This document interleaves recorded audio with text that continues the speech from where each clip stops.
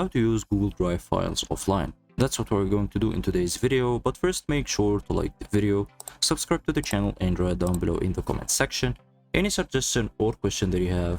Also make sure to watch our previous videos and tutorials. We have playlists for each app, and let's get started. So first thing to do is let's go and search for Drive and open it. Now when we open, let's go to any of the Drive files here. Let's go to this file, for example, click on the three dots here and click on it, and then click on make available offline. The file is available offline.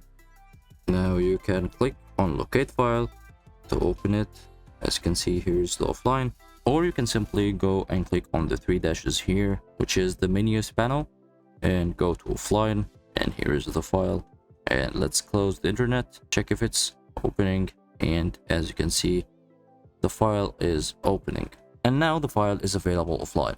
Very simple and very easy. Hope you guys enjoyed the video. Don't forget to like the video, subscribe to the channel, and write down below in the comment section any suggestion or question that you have, and have a nice day.